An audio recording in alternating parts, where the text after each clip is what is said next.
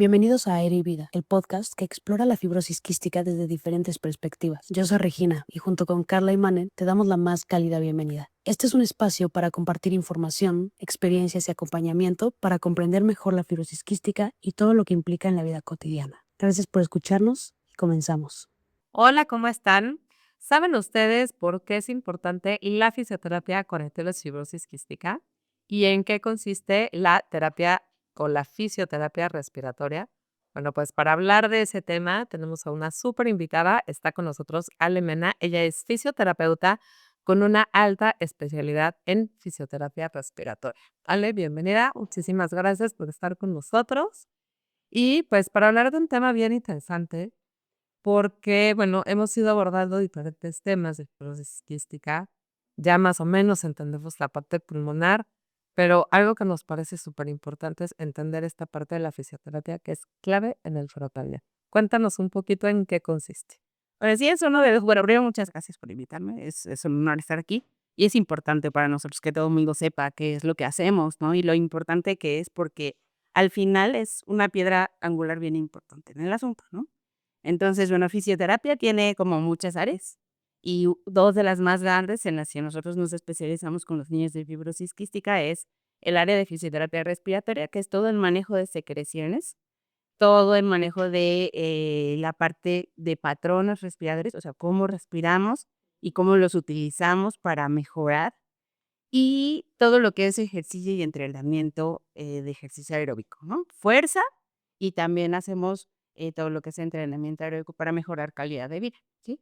O sea, digamos que lo dividido en tres sería como aumentar masa muscular, hacer actividad cardiorrespiratoria y la fisioterapia que hacemos en las secreciones. Exactamente. Ok, vamos a dividir todo de esa manera, ¿te parece? ¿Cuál es la importancia de el desarrollar esta masa muscular, de tener mejor masa muscular y cómo impacta en las personas que tienen ese?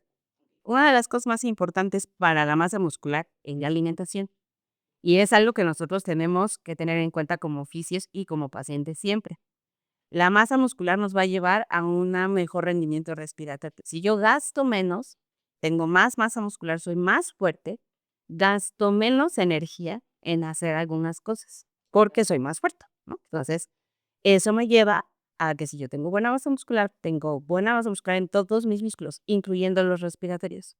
Y si incluyo los respiratorios, la tos, la respiración y el movimiento me es mucho más sencillo, ¿no? Entonces, si yo tengo buena masa muscular, como bien, incremento la masa muscular, todo es más fácil. Ok. Y bueno, los músculos respiratorios en este caso sería el diafragma y Los intercostales. los Los intercostales. más importantes para inspirar es el diafragma y los intercostales. Pero para expirar forzado y para la tos son los abdominales. Y muchos otros músculos que tenemos accesorios que nosotros los englobamos en algo que se llama cintura de escápula, que es como toda esta zona de aquí. Y esos nos ayudan a respirar cuando necesitamos como jalar más aire, que tenemos necesidad de meter con más fuerza, cuando nos cansamos, cuando tosemos, ¿no? Y esos son músculos que nosotros llamamos músculo esquelético. Su constitución es diferente y esa gasta mucha energía. Entonces, a veces por eso les decimos hay que hasta respirar, por respirar estás gastando calorías, ¿no? Claro, Y entonces lo que hacemos es fortalecer toda esta como conjunto de músculos para con eso disminuir el gasto. que además son los músculos que están en el tórax y que son literal el eje de todo el cuerpo. Nos da postura, nos dan alineación, nos dan amplitud torácica, o sea, hacen un montón de cosas, ¿no? Entonces, Hasta puede aumentar la blusa, ¿no? eso, pues, derechitos, ¿no? ¿No? Y sin gastar energía. Eso es muy importante y eso es algo que tampoco tomamos en cuenta, la postura. Los músculos que nos llevan a una buena postura tienen que estar fuertes y equilibrados para no gastar hasta en estar derechos. Y esta parte de gastar energía, quiero ver si la estoy entendiendo bien. Las personas que tienen fibrosis quística tienen mala absorción de ellos. Entonces, en muchos casos tienen bajo peso y por lo tanto también tienen desnutrición, sobre todo de ciertos nutrientes.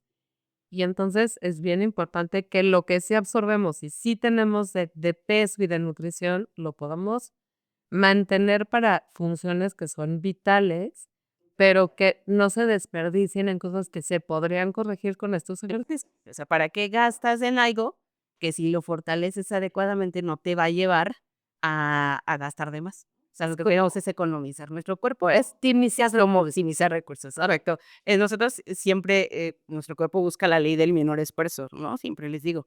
Pero eso es importante porque necesita guardar para lo que es verdaderamente importante, ¿no? Entonces, si nosotros aprendemos a que cada músculo utilice poquita energía, solo la necesaria, entonces podemos utilizar esa energía en algunas otras cosas, ¿no? Como respirar mejor, o, o como incrementar más, o como crecer, ¿no? O sea, esas son cosas que necesitan mucha energía. Y si nosotros la desperdiciamos en otra cosa, no vale la pena.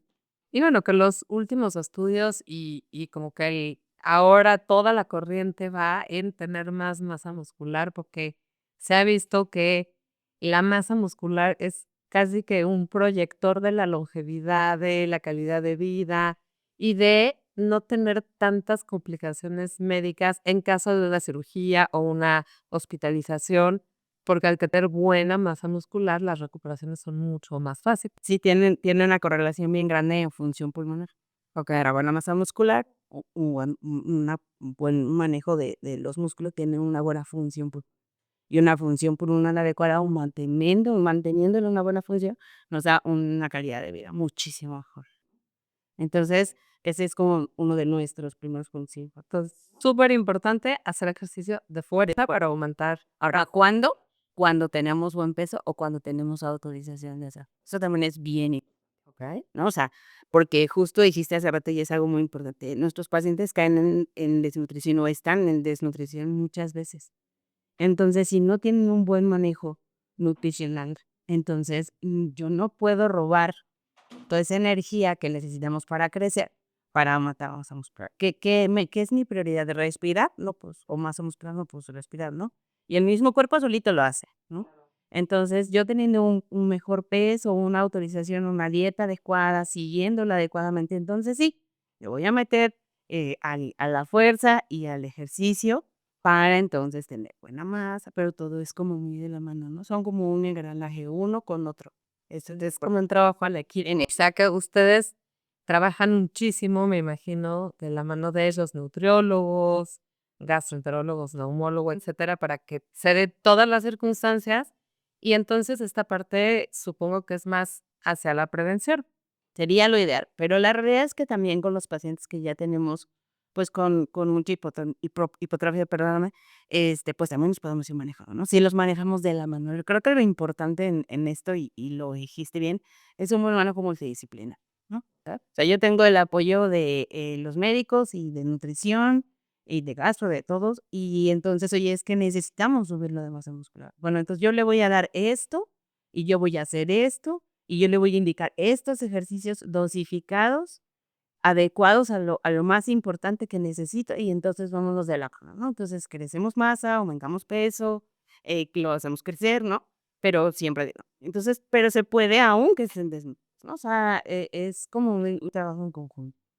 Y de aquí me voy a grabar ahora al siguiente punto, que es la parte de ejercicios cardiorrespiratorios o cardiovascular, porque de repente el ejercicio cardiovascular o lo que circula, que es como información general para todo tipo de personas.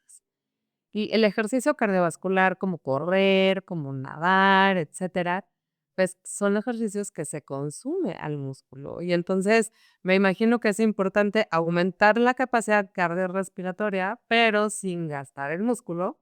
Y entonces, y sin gastar, exacto, o sea, y la parte nutricional. Entonces, ¿cómo equilibro de esa parte? ¿Y cuál es la función de estos ejercicios? ¿Qué tan importantes son en la vida de una persona con efecto? Claro, son muy importantes, ¿no? Y sí es una línea bien delgadita, es así como un juego de mesa, ¿no? O sea, okey, ¿qué es lo primero? ¿Para qué es 7? No, la parte del ejercicio cardiovascular nos aumenta la función pulmonar. Hace rato yo te dije que la función pulmonar iba mucho en relación con la parte muscular. Es una correlación, pero no lo mejora.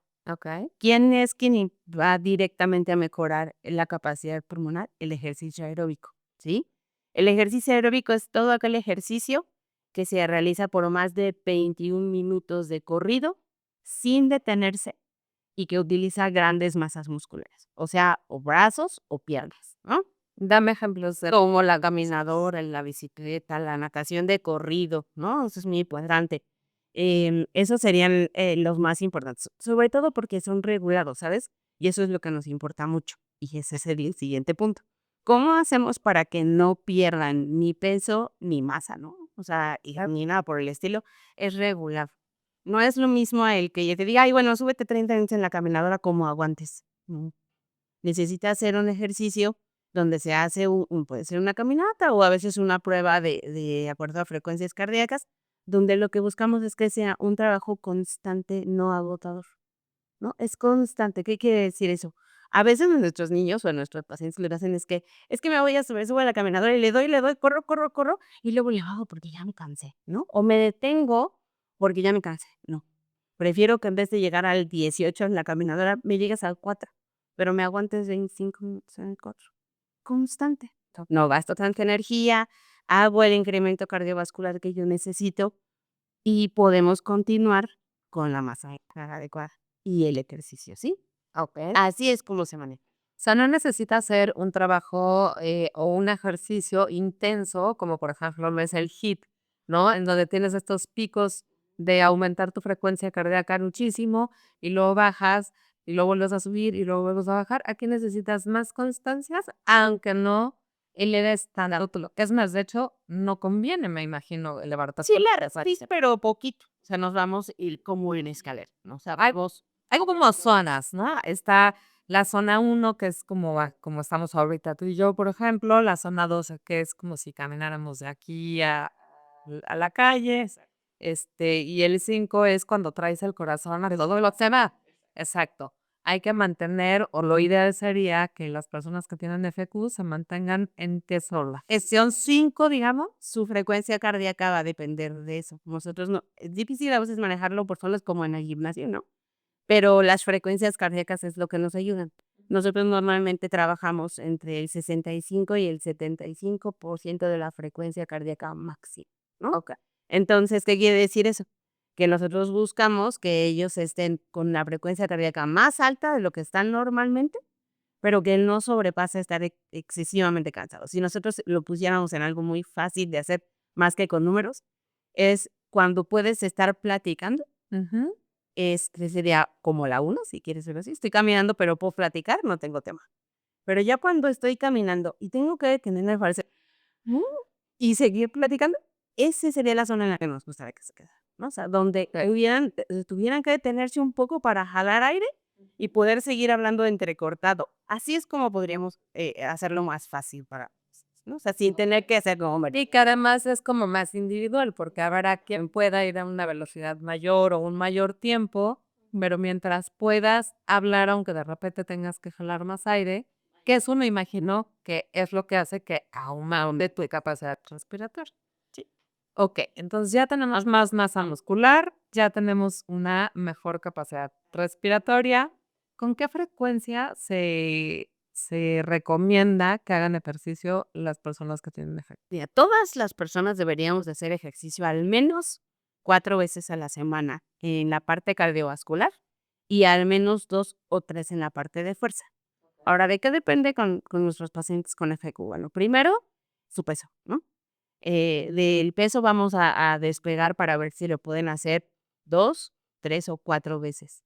¿Qué sería lo ideal? Que si no tenemos un peso adecuado, nos fuéramos 2 por 2, o sea, 2 de cardiovascular por 2 de fortalecimiento. Y cuando las cosas empezaran a mejorar como las metas que nos va poniendo el Nutri, ¿no? Y entonces podríamos ir 3 por 2 y entonces ya tendríamos 5 días, ¿no? 3 de cardiovascular y 2 de fuerza. Así estaría como lo ideal, ¿no? Y ya nada más incrementaríamos o tiempo o peso para la fuerza, ¿no? Ok. Sería como ideal. Y ahora nos vamos al tercer punto, que es la parte de la fisioterapia respiratoria, que bueno, es el eje de este episodio. Sí. ¿En qué consiste la fisioterapia respiratoria? Primero, ¿en qué es y cuándo está indicada? Ok, siempre. Ok. En ellos, siempre. es el coco de todos nuestros pacientes. O sea, fuera de que se elige de esto, es el coco de todos los pacientes. No es lo más divertido que existe en el planeta, pero es lo más necesario. ¿Para qué sirve? La fisioterapia respiratoria tiene también grandes como objetivos. Y dos de los más importantes que trabajamos con nuestros pacientes es la higiene bronquial, que es como la limpieza de las vías respiratorias, y el otro son los patrones respiratorios, cómo respiramos y cómo necesitamos la diferencia de cada uno de ellos y el manejo de la respiración o de la respiración, del manejo del volumen, le decimos nosotros, de cuánto aire metes y cuánto aire sacas para movilizar las secreciones. Ahora me voy a ir al primero. La higiene bronquial, ¿no? La higiene bronquial, todos nuestros pacientes de fibrosis quística tienen secreciones, todos. No hay uno solo que no tenga. La diferencia es qué tantas tienen. Sí, eso es primero. La segunda es que tanto las movilizan. A veces no se escuchan y te dicen, es que si no las oigo no tengo, no, no, sí tienes. La verdad es que pueden estar pegadas, pueden no estar bien hidratadas, pueden estar en una zona donde ni siquiera se mueven que ni las oyes, ¿no? La otra es que las puedes haber movido con alguna otra situación y antes te las has tragado, las has sacado, expectorado, como quieras, ¿no? Entonces, es muy importante que sepan que siempre hay secreciones. Ahora, la siguiente es, ¿cómo las voy a sacar? Y ese es un gran tema, ¿no? Y yo podría pasarme horas platicando, pero lo voy a aterrizar en dos cosas importantes. Una es la fisioterapia respiratoria manual o convencional, si le quieres decir, y la otra es la instrumentada. ¿Y a qué se refiere? Ok, ¿cuál es la manual? Exacto, la manual o la tradicional, ajá, digamos así, es la que hacemos nosotros mismos. Nosotros decimos auto, ¿no? La que nosotros mismos hacemos. Las variaciones del flujo, o sea, meter mucho aire, sacar despacito, sacar muy largo, sacar con la boca abierta, sacar con una boquilla. Esas es la fisioterapia convencional, ¿no? Es la que nosotros tenemos que hacer todos los días. Nuestros pacientes con fibrosis quística tienen dos puntos muy importantes que siempre tienen que hacer en cuanto a fisioterapia respiratoria. Me voy a la primera, que es el manejo de la respiración diafragmática, y es del músculo Explícame grande. cuál sería la exhalación diafragmática. Esa es como bien fácil, porque esa es la técnica donde metemos aire por la nariz, inflamos el abdomen, justo sin levantar la parte de arriba. Eso no nos pasa a todos. Esto no. Está aquí y metes el aire abajo. Y sacas. Y la idea es que no se mueva de aquí para arriba. No, eso sale en la prensa. Es bonito, pero Pero así, pero es más natural, ¿no? Ahí sacas, despacio. Eso hace que el diafragma trabaje de manera adecuada, se mantenga activo, sus fibras se mantengan funcionales y fuertes, y además que tengamos una gran amplitud en el tórax, porque para eso es el diafragma, ¿sí? Y la segunda, que es la que es como imperdible con todos, es el drenaje autógeno. Esa es la técnica como de oro. que en español es Sí, a eso, justo. Es como la técnica de oro para sacar las secreciones. Hay muchas maneras de hacerlo porque hay diferentes corrientes en la fisioterapia respiratoria, pero lo más importante de ella es que moviliza las secreciones de lejos a cerca para poderlas toser fácil, ¿no? ¿ok? Y maneja volúmenes de aire muy grandes. Entonces lo que hacemos es meter mucho aire por la nariz, como ya practicamos en la diafragmática. Ajá. Y abrir la boca muy grande y sacar el aire como si fuéramos a empañar un este. Ok, entonces let's hit it. Y esto hace, si trajéramos secreciones cualquiera de las dos, haría que las moviéramos y luego nos diera tos, ¿no? Entonces, una de las grandes, esas dos son como nuestras bases. Hay muchísimas más y se les enseñan a los pacientes todas. Y dominar estas dos es muy difícil, ¿no? O sea, no, tampoco es como enchilada, ¿no?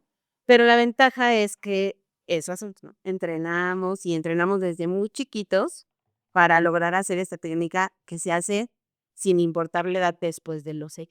Justo eso te iba a preguntar, o sea, ¿cómo le enseñas esto a los niños muy chiquitos? ¿A lo mejor a través del juego? Nosotros tenemos un periodo transicional. Nosotros tenemos el manejo de fisio respi para los más chiquititos. Es manual, completamente manual. Nosotros les enseñamos a los papás a hacer las técnicas de fisioterapia. No, ¿no? Justo esas. y las vibraciones ya no se usan para los más chiquitos, bueno, para ninguno, ¿no? Pero para los más chiquitos se utilizan variaciones de flujo, pero aplicados con las manos. Esas son técnicas, la mayoría europeas, ¿no? Pero ya se aplican casi en todos lados. A ver, explícamelas para que nos quede un poco más. Y las técnicas para los más chicos, así como nosotros de grandes, que la que te enseñé ahorita, donde metes aire y sabes, muy grande, ellos chiquitos no pueden hacer lo mismo, pero nosotros le podemos ayudar con las manos para hacer esa salida del aire lejos, ¿no? Así en ese el tórax. Lo que nosotros hacemos son diferentes tomas, una puede ser aquí, la otra puede ser como en la parte torácica, y lo que hacemos es dirigir la salida del aire más despacio, conteniendo como el tórax para que ellos puedan sacar el aire más despacito, ¿no? Y a la hora que nosotros quitamos nuestras manos, ellos meten mucho aire de golpe, ¿no? Y entonces eso nos ayuda a que este flujo de aire tan fuerte vaya barriendo sus secreciones como si lo hiciéramos tú y yo de grandes, ¿no? Pero a los chiquitos se los hacemos manuales. Esto es hasta los 6 años. Entre 5 y 6 depende del tamaño de nuestra edad. Pero en el proceso entre los 2 y los 6, nosotros entrenamos algo que se llama actividades lúdicas, ¿no? Y en ese punto les enseño o les enseñamos a meter mucho aire. Cosas fáciles como la dirección de mete aire, saca aire, y después ya más elevado como saca rápido, saca despacito, abre la boca, guarda. Ese es un término bien difícil para ellos. O sea, guarda el aire. ¿Dónde lo guardo? Oh, sí. ¿Y dónde lo he hecho? ¿No? Bueno, todas esas como indicaciones que van a ir desarrollándose justo con su desarrollo psicomotor.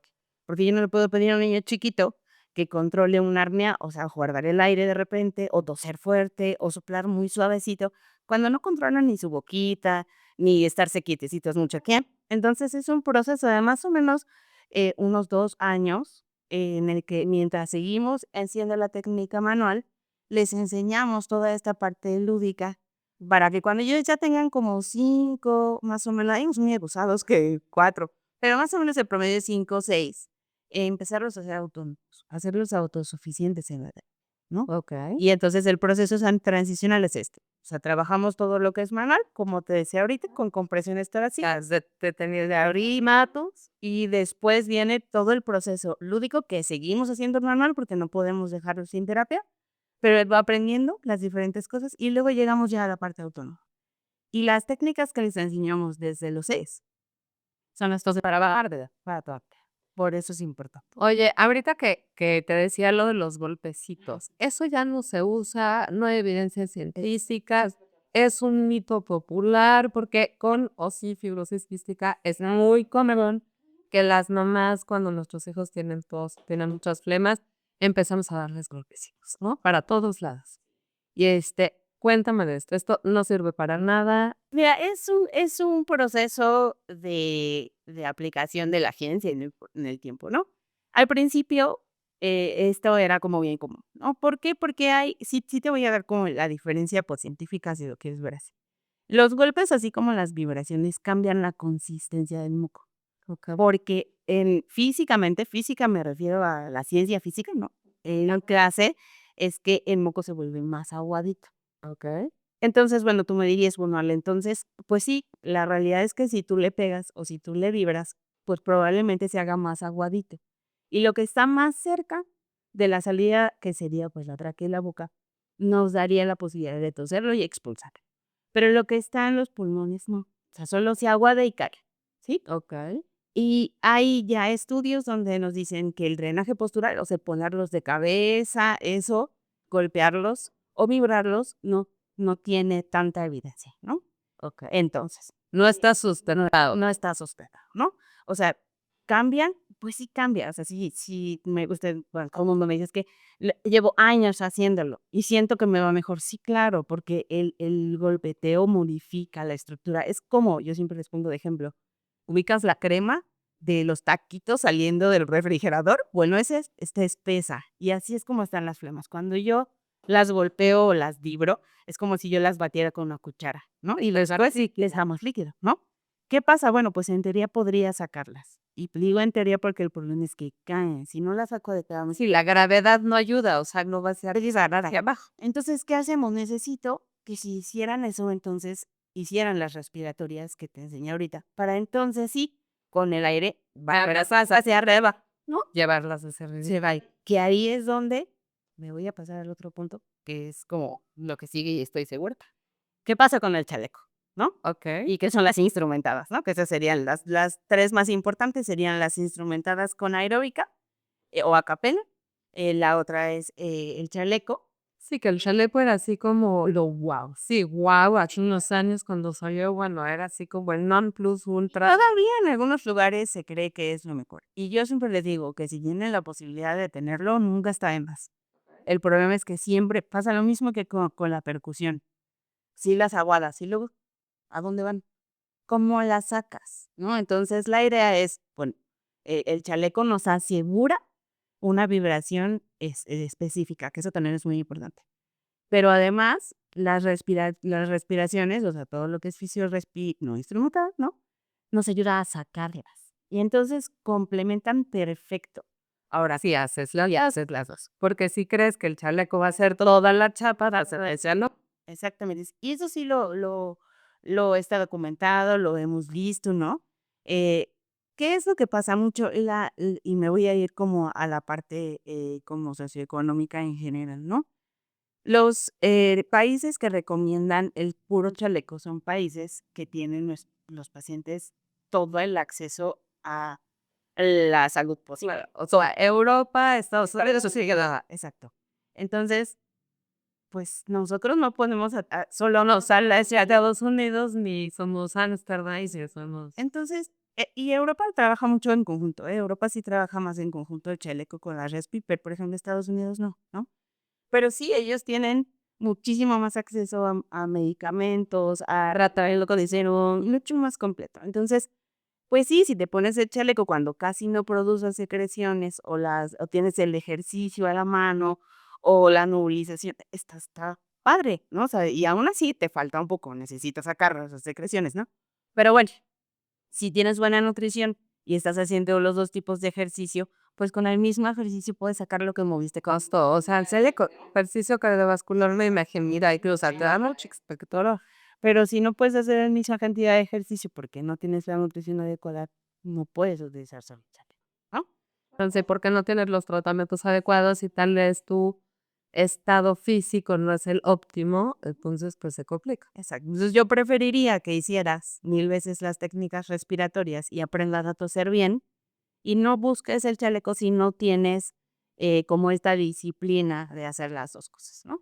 Y aquí sería también lo importante como decir, a ver, entonces el chaleco no es la odisea, o sea, más bien hay que aprender a respirar con estas técnicas, porque además, seamos honestos, o sea, el chaleco cuesta una fortuna, cuesta lo que un coche es, no es la realidad para muchísimos pacientes que tienen FQ.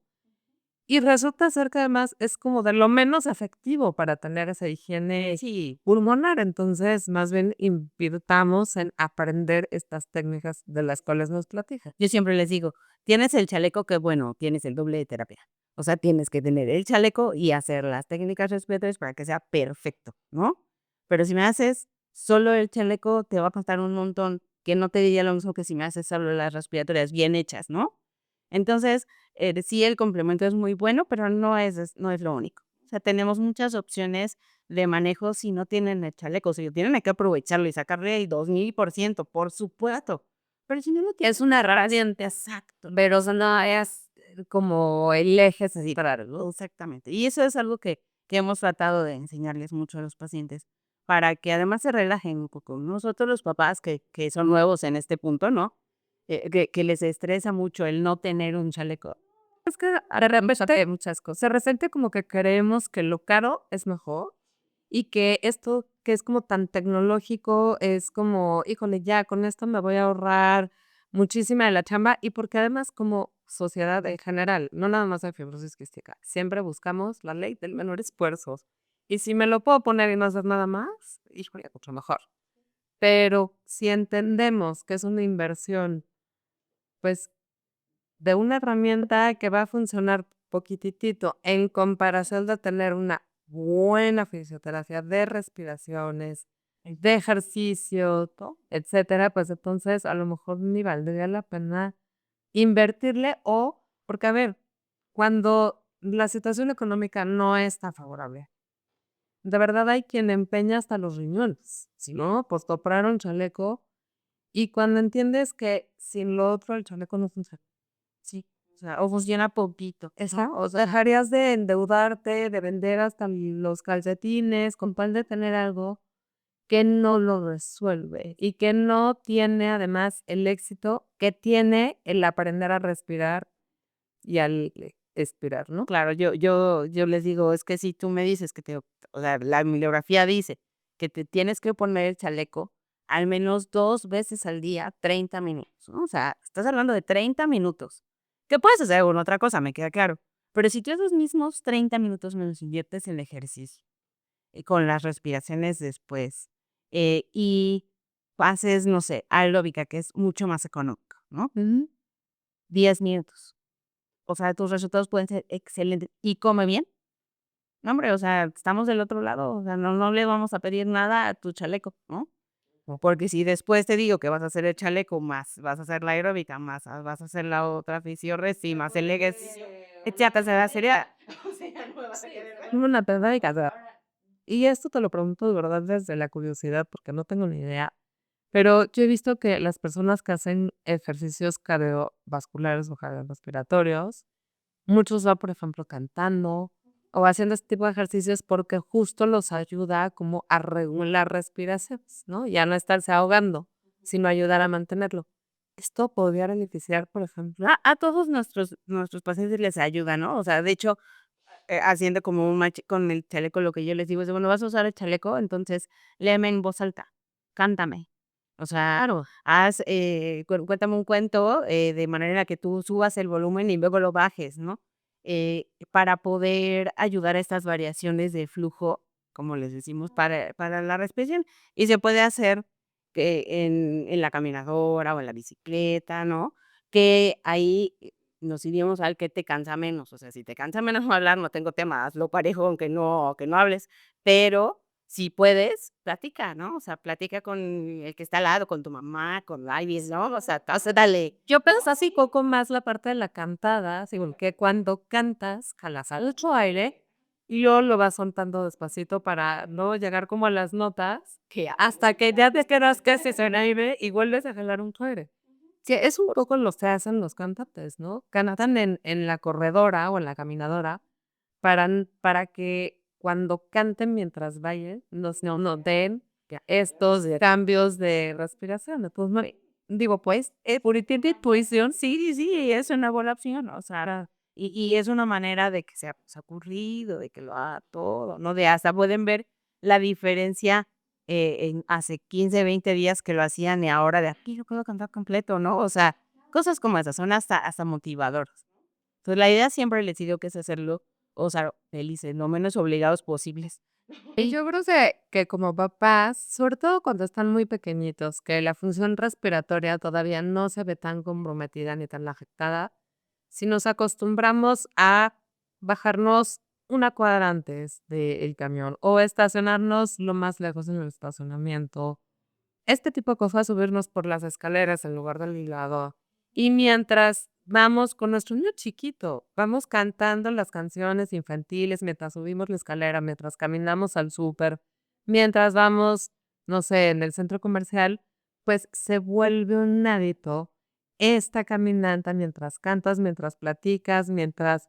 Y son ejercicios que eventualmente podrán continuar porque de verdad lo tienen desde chiquititos. Una de las cosas que nosotros es nuestro objetivo, por ejemplo, en las clínicas, es que a los más chiquitos, si bien no necesitan tanto abordaje respiratorio porque están bien normalmente, nuestro Volt es enseñarles a generar hábitos de ejercicio, ¿no? Y además, hábitos fáciles, o sea, aquí a qué me refería es de, eres ansioso, no lo llevas en el tiempo, o sea, ¿qué tal que para mí es súper importante que lo lleves al karate en los días? O sea, o que le gusta bailar, pues a baile en los días, ¿no? Pero siempre, ¿no? O sea, y algo que es como bien importante, yo les digo a las papás, y eso es algo que soy mamá en currículo ser perfecto, ¿no? O sea, si no me cuesta, si no tengo una responsabilidad real, porque luego me dicen, es que así hace lo yo, andar en bicicleta, o no sé, el parque 2 veces a la semana, y yo, no, es que se lo tiene que hacer porque es niño. ¿no? O sea, yo quiero un extra para que sea una responsabilidad tuya, de papá y del niño. Y que te cueste, que para que, Sí, aunque se vea, pues, para que lo veas no como gasto, como inversión. y que le enseñes, ¿no? O sea, no, o sea, es que tenemos que ir al ballet, ¿no? O sea, no, no, pero desde allá de la su base, sí, hay que ir, ¿no? O sea, porque luego lo hago en mi casa. O sea, tengo tal vez uno de los MIDI que, o sea, que les sigue pesado, pero la verdad es que no lo somos, nos cuesta mucho trabajo. Pero si los enseñamos desde muy chiquititos y o sea, se tiene que hacer, es parte de tu terapia, es parte de tu bienestar, ¿sabes? Es parte del de tu vida, bye, ¿no?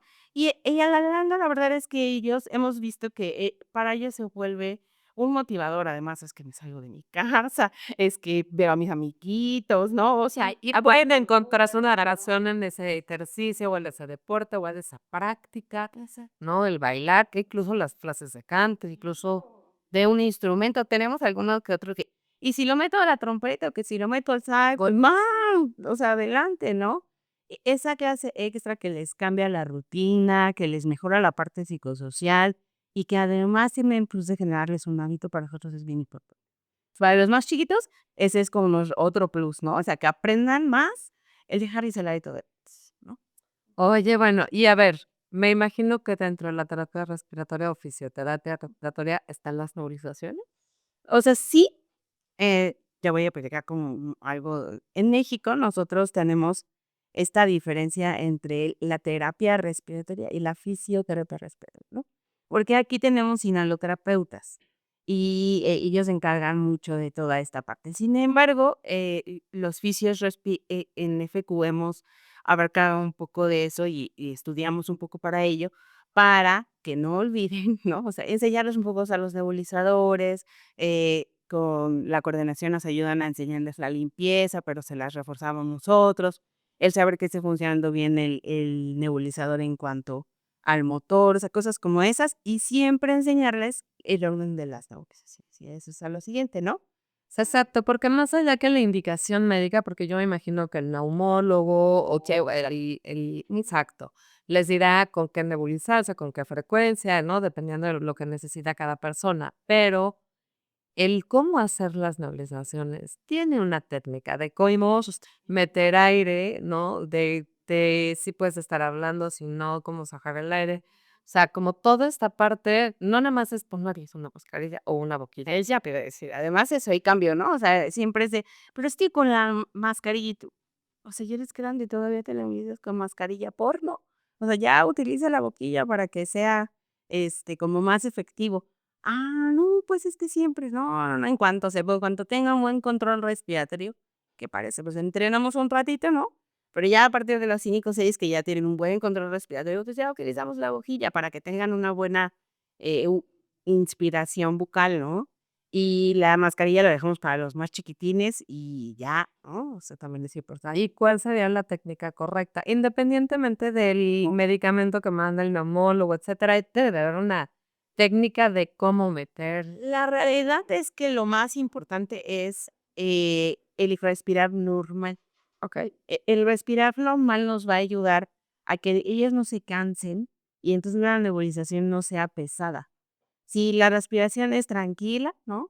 Normal, de preferencia en el que estar hablando, eso sí, sobre todo por eso les ponemos la boquilla, ¿no? Cosa para que ya estén un poquito más concentrados en esa parte. Es la boquilla, no respirar por la boca, sí, claro, hay que respirar por la boca. Eso no, O sea, sí, ya a no eso es que va. técnica. Eso ayuda justo lo siguiente, es cuando tienen la mascarilla, pueden respirar como sea, pero si la tienen por la boca, la inspiración y la expiración es por la boca, solo que es tranquila, o sea, no necesita ser sumamente profunda, no necesita ser prolongada, no, no, es normal, porque lo que no quiere es que se cansen, porque inmediatamente después de la nebu es la fisión. Entonces, para no hacer un doble trabajo, un doble esfuerzo respiratorio, y para que además lo hagan, ¿no? Nada más recordar que si es boquilla, es inspiración y expiración por boca, si es mascarilla no tenemos problema, hay que lavarse los dientes después de hacer las nebulizaciones, eso también. Esto es para el residuo del make-up.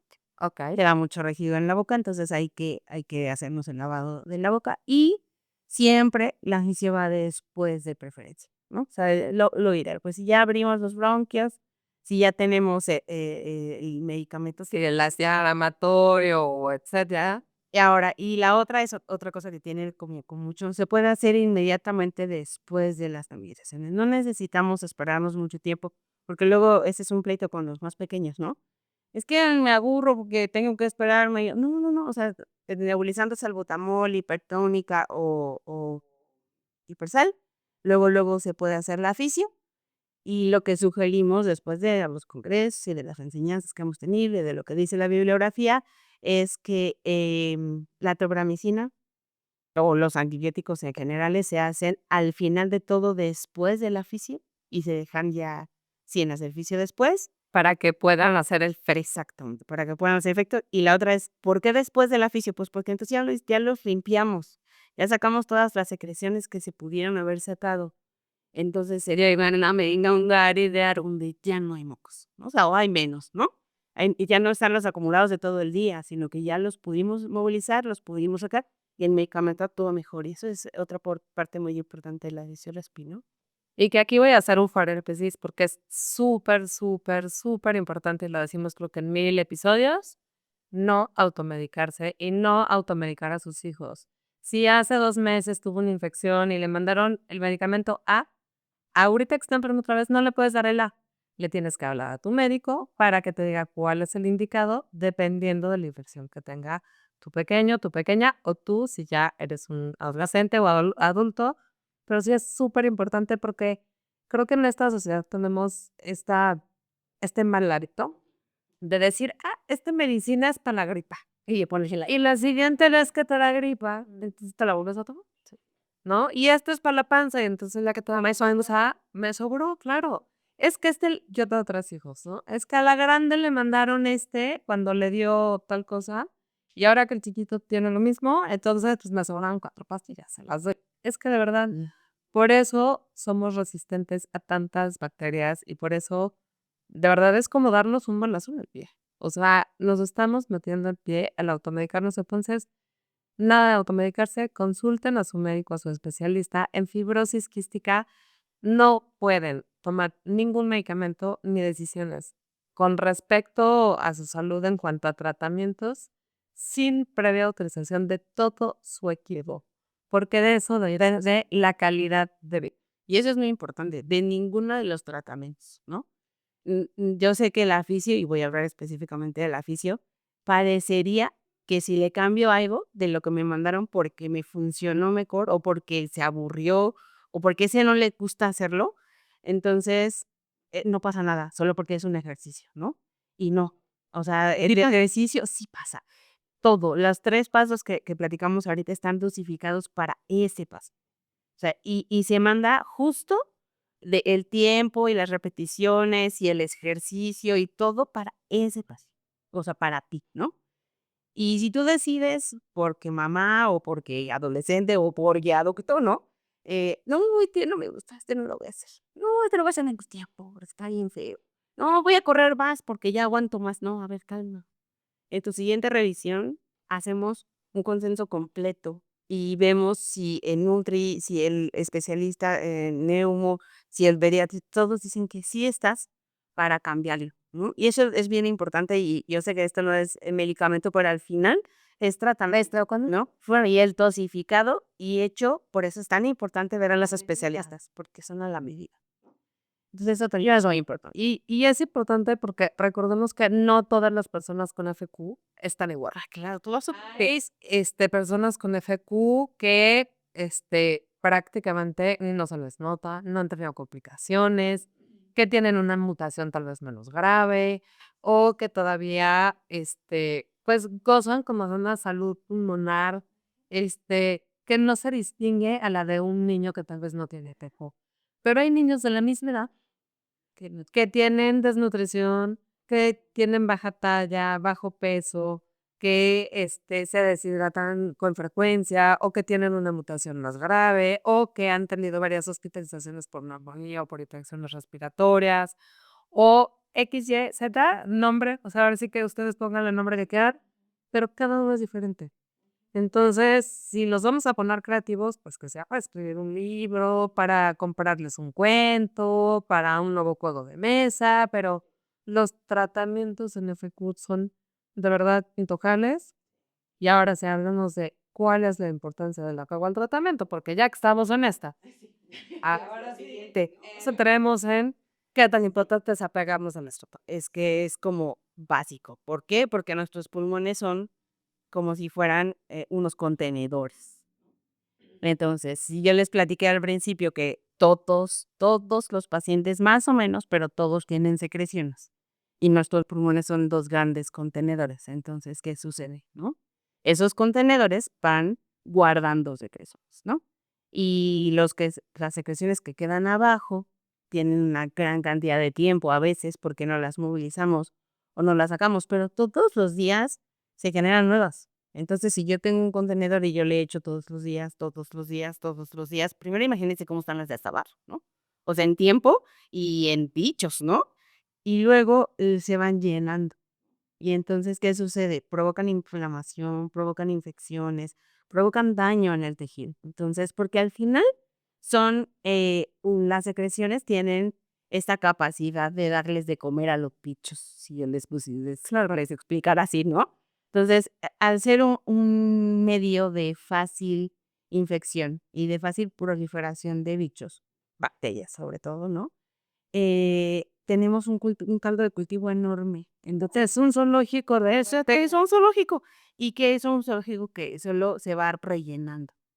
No es lo mismo si yo le quito las que van llegando nuevas y solo se quedan unas poquillas ahí pegadas, pero le voy quitando las nuevas. Todos los días yo le quito al contenedor y el contenedor está medianamente vacío, ¿no?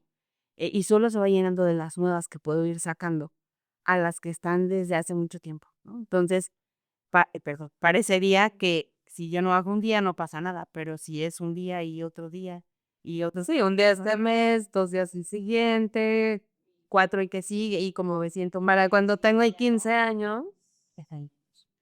Y me imagino que esto impacta en la capacidad respiratoria, o sea, hace una diferencia entre una persona que necesita oxígeno desde muy temprana edad, 24/7, y una persona que no. O sea, digo, también dependerá mucho de las bacterias que agarren, de cuándo fue el diagnóstico, de un montón de cosas.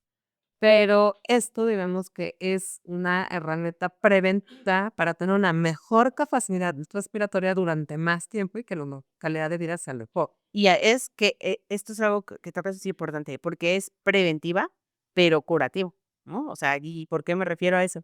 Si yo al que no está tan mal todavía, que su problema pulmonar no es tan grave, o que no esté en una exacerbación, que esté en un proceso muy tranquilo, este punto nos ayuda a prevenir el que se quede más tiempo el cultivo, el saber el hincho y etcétera, ¿no?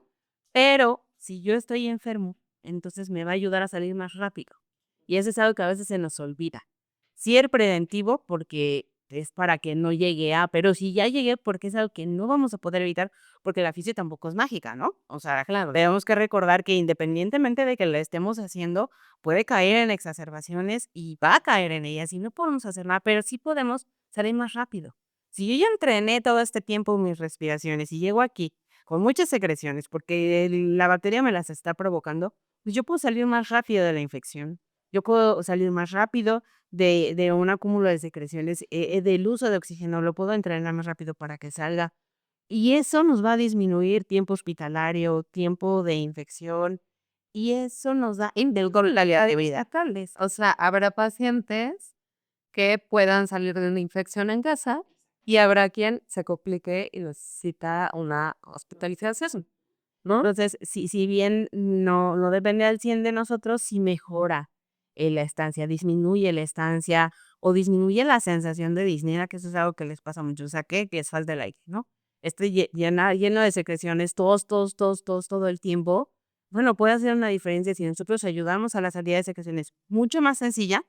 Eso nos va a cortar el tiempo o la sensación de malestar, ¿no? Y eso es desde lo que entrenamos hasta la parte curativa y luego de que pasó la infección, lo vuelvo a seguir haciendo. Claro, Seguimos en las previsiones de la prevención. ahora, Lo que no hicimos en el pasado.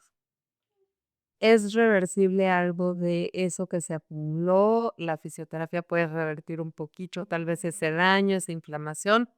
¿O es desde donde empiezas para adelante. Es desde donde empiezas para adelante. O sea, qué sí podemos hacer, desde qué sí podemos ayudar? Bueno, sí te puede ayudar a entrenar mejor tus pulmones, bueno, la parte muscular, toda esta parte respiratoria. Podemos mejorar la capacidad con el ejercicio, sí, pero la parte de daño y de, por ejemplo, las bronquiectasias, eso no lo podemos quitar. Eso es un daño del tejido del pulmón y no podemos hacer nada, No es reversible. no es reversible. Pero, ¿qué sí puedo hacer? Si tu capacidad pulmonar está disminuida y comenzamos un buen entrenamiento aeróbico, igual no va a llegar al 100, pero probablemente podemos mejorar, ¿no? O sea, y tu espirometría puede salir mejor.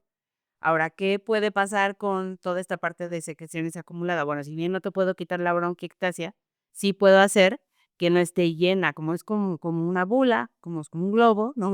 Puedo evitar que se quede acumulada la secreción. ¿Por qué? Pues porque con el aire la vamos a sacar. Entonces, ¿eso qué quiere decir? Que te vas a infectar menos, ¿no? Pero no la puedo quitar, ¿no? Entonces, eso es lo que sí podemos hacer. Algo más que incluya la parte respiratoria, que vayamos fijado, porque ahora sí que yo estoy abriendo un botón. Yo creo que algo que me gustaría, hay 2 cosas que me gustaría tocar muy importantes, uno para los grandes y uno para los chiquitos, ¿no? Las técnicas de fisioterapia respiratoria para los más chiquitos, así se ven muy aparatosas, pues, porque al final, pues, nuestras manos sobre su tronco, pues, no se ve como bien bonito, pero no pasa nada, ¿no? Les da un montón de miedo a los papás el hacer las técnicas, y como lloran, como pobrecito, mejor no, si nosotros las indicamos, quiere decir que las necesita. Entonces, es como una medicina que no se toma, ¿no? Se hace. Y aunque a veces la pastilla sabe bien feo o el jarabe sabe gachísimo, se lo das de todos modos, ¿no? Porque lo tiene que tomar. Entonces, esta terapia también se hace aunque no le guste, ¿no? Entonces, ese sería como mi punto número 1. Los chiquitos tienen una ventaja muy grande sobre los más grandes adolescentes y adultos, que ellos no tienen un daño pulmonar importante. Entonces, cuando nosotros les enseñamos la fisio-respi, tanto la manual como la de algunos otros aditamentos, eh, es súper bueno para ellos porque les va a ir mucho mejor, porque están, pues, más sanos sus pulmones, ¿no? Pero si no lo hacemos por este corazón de fuello de pobrecitos, ¿no? Les va a ir más mal, ¿no? Entonces, sí la tenemos que hacer para que no les vaya más mal. Y yo en este punto te diría, de repente circulan que estos videos en redes, ¿no? Que he visto varias veces en donde dicen, ok, elige en dónde quieres que te vaya mal.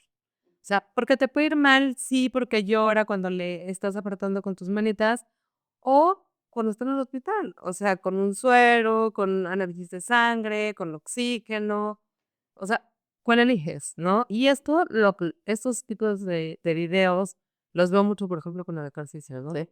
Elige tu difícil. Sí, Es el título que utiliza, ¿no? Elige tu difícil. ¿Es difícil hacer ejercicio? Sí, muchísimo. La verdad es que a quienes no nos gusta el ejercicio es muy difícil. Pero el necesitar una andadera y silla de ruedas o bastón a los 60 porque ya no tienes músculo, porque ya tus rodillas, tu cadera, todo, pues ya están desgastadísimos porque nunca fortaleciste el músculo, pues también es difícil. ¿Cuál prefieres? Sí, no, elige tu difícil. Y creo que en la fisioterapia, justo es así, elige tu difícil. Que llore porque está haciendo su fisioterapia o un daño pulmonar antes de tiempo, que si hubiéramos hecho la fisioterapia desde el principio, sería diferente. elijan su difícil. Hay que elegir el difícil y además creo que el otro difícil del asunto es, o sea, es nuestra responsabilidad como papás el crearle el hábito. Si yo cedo ante no crearle el hábito de la fisio, las cosas se vuelven más difíciles más adelante, ¿no? Tenemos los primeros 5 años como para, aunque yo se la estoy haciendo, él se sienta seguro, tranquilo, porque soy yo, está conmigo, yo sé el mejor momento en el que se la puedo hacer, etcétera. Pero a partir de los 6 la va a tener que hacer solo, y si yo no le enseñé que lo tenía que hacer, aunque no le gustaba, después va a ser más difícil. Entonces, ese es como el tip para los chiquitos. Y el tip para los grandes, sobre todo los que ya tienen más daño pulmonar, es que no le tengan miedo al oxígeno, ¿no? O sea, el oxígeno es muy importante para nosotros. O sea, el traer las puntas de oxígeno, el tanque de oxígeno, no es me voy a morir, es voy a tener una mejor calidad de vida mientras lo necesito, ¿no? Le tenemos muchísimo miedo al simple hecho de que diga, porque es así. Quiero mucho estigma, Sí, porque es de, pausa, o que no, es de, okey, póntelo porque te va a ir mucho mejor, porque queremos seguir cuidando tu corazón, porque quiero que sigas teniendo masa muscular, porque quiero que tu cerebro siga superactivo para que sigas aprendiendo, no pasa nada. Hoy en día hay muchas opciones de cómo ir a la escuela con el oxígeno. Sí es cierto, no está cómodo, me queda claro, pero si yo tengo que poner en una balanza el llevar mi tanque de oxígeno y aprender lo que me gusta, pues lo voy a hacer. Y si mi corazón va a estar mucho mejor, va a estar más cuidado, menos cansado, menos desgastado, mis pulmones no van a estar tan inflamados, pues entonces lo uso, no pasa nada, ¿no? Y creo que eso es muy importante. O sea, a veces le tenemos mucho miedo al oxígeno y al contrario nos dan un plus, o sea, como nos dan como una cajita extra para seguir viviendo bien. Un poquito de cosas, unas cosas, pero nada grave, ¿no? No estamos viendo, o sea, como que el oxígeno se ve, Ah, pero es esa carga extra hacia el corazón, que tiene que bombear mucho más rápido y mucho más fuerte porque necesita compensar esa falta de oxígeno, no se ve. Es como no lo vemos, como creo, exacto. Y creo, y eso sí, para ir un poco salvando, se nos va acabando el tiempo, pero sí decirles a todas las mamás, yo soy mamá de 3, a las mamás, a los papás y a todos ustedes que tengan fibrosis quística, no importa qué edad tengan, tenemos una responsabilidad con nosotros mismos y con nuestros hijos. Y de verdad que es súper importante tomar esa responsabilidad en nuestras manos, no caer en negligencias, no romantizar el no, pero es que mi niño se ve muy bien. Verle las chapas, el niño súper sano, velo, corre, sube, baja, sí, pero ¿cuánto tiempo? Hay que prevenir. Así como cuando llevas a tus hijos a que le pongan una vacuna, ya sabes que va a llorar, ya sabes que no le va a gustar, ya sabes que le va a doler, pues sí, ya sabes, pero también sabes que gracias a eso no le va a dar polio o no le van a dar otro tipo de enfermedades que han sido erradicadas. Pues entonces es igualito. Esto está apostándole a que tus hijos o tú, si tú eres quien tiene fibrosis quística, tengas una mejor calidad de vida, una vida más larga, una vida más feliz, porque si tú te sientes bien, entonces vas a poder cumplir muchos más años. Vas a poder hacer lo que te gusta, lo que te apasiona y con una mejor calidad de vida. Muchísimas gracias, Ale. De verdad que ha sido una plática increíble porque vamos a perder un shock porque, ¿sabes? Conocía muy poco de la fisioterapia, digo, conocí algunas cosas, pero me encantó porque creo que el éxito de todos los países en donde se trata fibrosis quística, que es de todo el mundo, de la diferencia en cuanto a estadísticas de edades, de calidad de vida, etcétera, tiene muchísimo que ver con el apego a los tratamientos. Y creemos que una pastilla mágica va a llegar a hacer todo el trabajo o un chaleco mágico va a llegar a hacer todo el trabajo. Y no. Necesitamos hacer un trabajo en equipo. Pacientes, tomar su responsabilidad en las manos, papás, inculcar esta responsabilidad y equipo médico, estás preparados y dar el tratamiento completo. Ale, muchísimas gracias, Zapayo, muchas gracias. Y a todos ustedes, muchísimas gracias. Nos vemos la próxima semana. Les mandamos un beso. Las opiniones compartidas por nuestros invitados e invitadas son responsabilidad exclusiva de quienes las expresan y no representan necesariamente los valores de la Asociación Mexicana de Fibrosis Quística ni de Raíces con Alas. Este podcast tiene como propósito únicamente informativo y no sustituye la orientación, diagnóstico ni tratamiento profesional. Te invitamos a mantener siempre una comunicación cercana con tu equipo médico y seguir sus indicaciones. Si necesitas apoyo, te recomendamos contactar a tu especialista de confianza o a la Asociación Mexicana de Fibrosis Quística, donde podrás encontrar acompañamiento y orientación profesional.